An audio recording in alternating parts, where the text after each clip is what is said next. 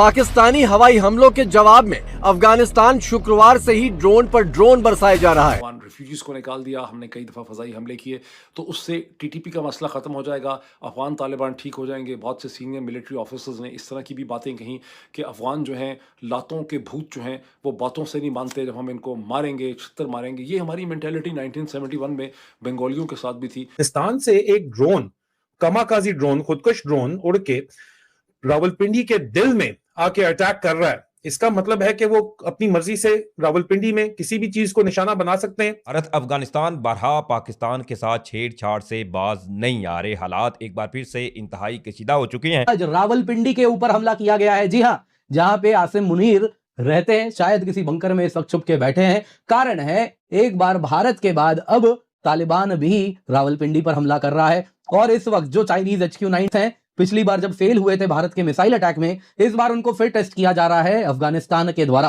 Director general military intelligence का घर है और पाकिस्तानी फौज के जितने भी आला तरीन जनरल्स हैं उनके घर हैं वहां पे, और वहां पे स्ट्रेटेजिक प्लान डिवीजन का भी दफ्तर है।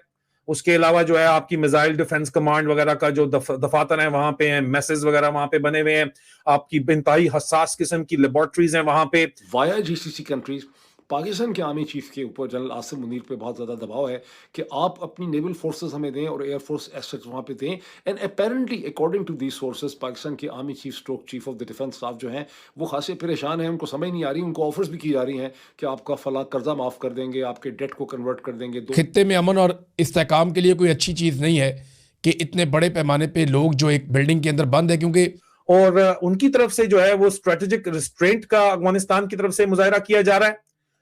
और जाहिर बात है कि अगर इस तरह की बात है और आर्मी हाउस भी निशाने के ऊपर, बिल्कुल मैंने आपको दिखाया।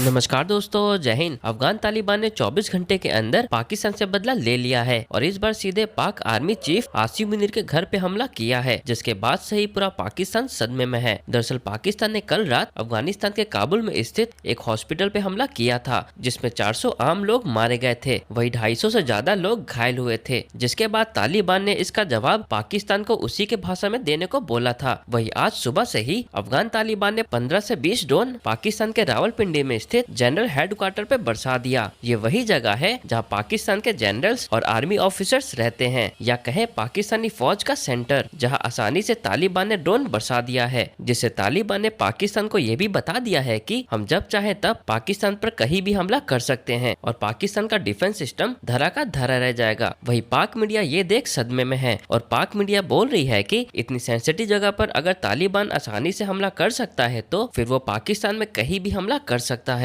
गुज़िश्ता रात पाकिस्तान की फौज ने एक हमला किया, पाकिस्तान की एयरफोर्स ने अफगानिस्तान के ऊपर हमला किया, जिसके बाद जिसके नतीजे में 250 जो है वो मरीज अस्पताल के ऊपर ये हमला था और 250 रिहेबिलिटेशन सेंटर, उम्मीद रिहेबिलिटेशन सेंटर जो ड्रग रिहेबिलिटेशन सेंटर था उसके ऊपर ये हमला था। लेकिन हमने इस खदशे का इजहार किया था कि जवाब में अब रावलपिंडी GHQ आर्मी हाउस एक निशाना बनेगा और बन सकता है। और अजीज़ान मन, आज जो इतलात हमें इस वक्त सुबह सुबह मौसूल हो रही हैं वो ये मौसूल हो रही हैं कि रावलपिंडी में जो पाकिस्तान आर्मी का स्ट्रेटेजिक नर्व सेंटर है, ब्रेन सेंटर है, चकलाला गैरिजन, उसको अफगानिस्तान से ड्रोन ने उड़ के रावलपिंडी के दिल में अटैक किया है। अब सारा मैक्सिमम 2 से 3 मील के रेडियस के अंदर ये इलाका है, हाई सिक्योरिटी जोन है, जो कि पाकिस्तान के ऊपर काबिज मिलिट्री एस्टैब्लिशमेंट का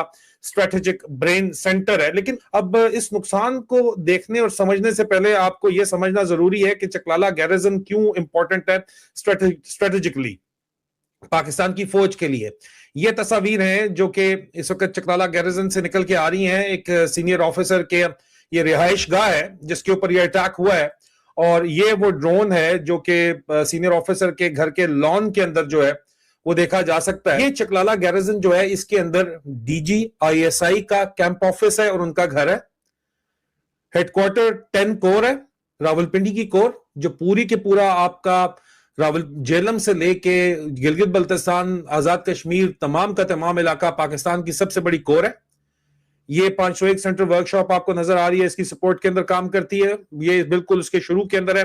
गैरिजन में आप जो ही एंटर करते हैं, डायरेक्टर जनरल मिलिट्री इंटेलिजेंस का घर है और पाकिस्तानी फौज के जितने भी आला तरीन जनरल्स हैं उनके घर हैं वहां पे, और वहां पे स्ट्रेटेजिक प्लान डिवीजन का भी दफ्तर है। उसके अलावा जो है आपकी मिसाइल डिफेंस कमांड वगैरह का जो दफातर है वहां पे हैं, मैसेज वगैरह वहां पे बने हुए हैं, आपकी इंतहाई हसास किस्म की लेबोरेटरीज हैं वहां पे। कुछ चीजें हम अब शेयर नहीं कर सकते क्योंकि वो उनकी वैल्यू जो है वो स्टेट सीक्रेट लेवल के ऊपर आ जाती है, तो हम नहीं चाहते, क्योंकि at the end of the day हमें अफसोस होता है ये सब देख के कि आप हमारे भाइयों को, मासूम भाइयों के ऊपर अटैक करते हैं और जब जवाब में हमारे अपने लोगों के ऊपर अटैक होता है। मेरे कई अजीज यहाँ पे चकलाला के अंदर करीबी अजीज जो हैं वो रिहाइश पजीर हैं, ऑफिसर्स की अकोमोडेशन जाहिर बात है हिट हुई हैं यहाँ पे जवाब के अंदर। लेकिन अहम तरीन सवाल यह है कि अफगानिस्तान से एक ड्रोन, कमाकाजी ड्रोन, खुदकुश ड्रोन उड़ के रावलपिंडी के दिल में आके अटैक कर रहा है। इसका मतलब है कि वो अपनी मर्जी से रावलपिंडी में किसी भी चीज को निशाना बना सकते हैं, और उनकी तरफ से जो है वो स्ट्रेटेजिक रिस्ट्रेंट का अफगानिस्तान की तरफ से मुजाहरा किया जा रहा है। और जाहिर बात है कि अगर इस तरह की बात है और आर्मी हाउस भी निशाने के ऊपर, बिल्कुल मैंने आपको दिखाया कि, तो आज अजीजा अमन अगर चकलाला हिट हो सकता है तो उससे 1 मील के ऊपर आर्मी हाउस भी हिट हो सकता है, और आज अगर किसी कर्नल का घर हिट हो सकता है तो कल किसी जनरल का घर भी हिट हो सकता है, इसमें तो कोई शक नहीं है। और जाहिर बात है आसिम मुनीर ने ये आग लगाई है, और आग लगाने के बाद ये जनरल्स आपको स्ट्रेटेजिक कंपल्शन का बोल के खुद तो जो है वो छुपे हुए बैठे हुए हैं। आम आदमी ही मारा जाएगा, आम सिविलियन नहीं तो जूनियर ऑफिसर ही मारा जाएगा। कुछ तो होश के नाखून लो यार, क्या लस्सी सत्तू पी के सो रहे हो। सर्विंग ऑफिसर्स को 150% तनख्वाहें बढ़ा दी हैं, अन्नेवा प्लाट दिए जा रहे हैं। प्लाट तुम्हारे खरीदेगा कौन? दुबई की हालत देखी है, जब जंग होती है तो फिर बायर ही कोई नहीं होता, लोग वहां से सरमाया निकालते हैं अपना। ओवरसीज पाकिस्तानी तुम्हारा बायर है, वो ऑलरेडी तुमसे नहीं खरीद रहा, तुम्हारा सिर्फ और सिर्फ जोर इस चीज के ऊपर है कि पाकिस्तान की आबादी बढ़ती चली जा रही है, तो घर तो उन्होंने लेने ही लेने हैं, उन्होंने खरीदना ही खरीदना है। लेकिन पाकिस्तान की आबादी तो चलो ठीक है बढ़ रही है, लेकिन अगर मईशत नहीं बढ़ेगी तो तुम्हारे प्लॉट खरीदने की सक्कत तो उनके अंदर नहीं होगी, फिर प्लाटों पे अपनी कब्रें बनाओगे क्या? आज एक बार फिर से रावलपिंडी के अंदर सबसे पहले ये खबर सामने आई कि मुख्तलिफ जो ड्रोन थे वो देखे गए, और इसके हवाले से कई ज़राए जो हैं इस चीज़ को कन्फर्म किया। फौरी तौर पर जो पाकिस्तानी फ़िज़ाइया के त्यारे थे वो हरकत में आए और पाकिस्तानी एयर डिफेंस सिस्टम को भी फ़ाल किया गया, और फौरी तौर पर ये ड्रोन रावलपिंडी की हदूद में जो कि इस्लामाबाद की जानिब बढ़ता हुआ महसूस हुआ। तो अब चीज़ यहाँ ये बड़ी अलार्मिंग है कि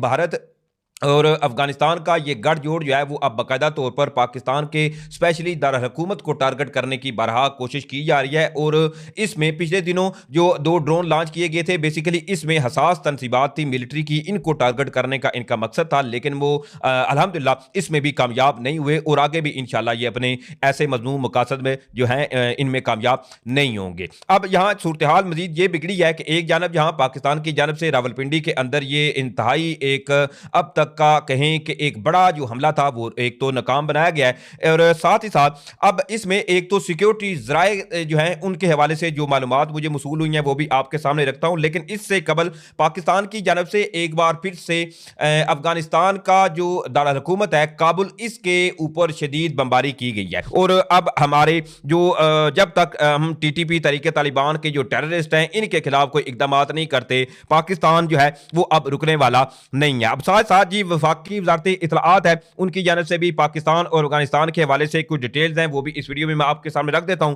अब इसमें वफाकी वज़ारत इत्तलाआत ने यह कहा है कि पाकिस्तान ने जी नहायत दुरुस्तगी के साथ काबुल और नंगरहार में अफगान तालिबान की अस्करी तंजीबात को निशाना बनाया, लिहाजा अफगान तालिबान रजीम के तर्जमान का बयान झूठा और गुमराह कुन होने की बिना पर मुस्तरद करते हैं। वज़ारत इत्तलाआत के मुताबिक तालिबान रजीम के नाम निहाद तर्जमान का दावा हकाइक के बरअक्स है, और तालिबान रजीम के दावे का मकसद अवामी राय को गुमराह करना है।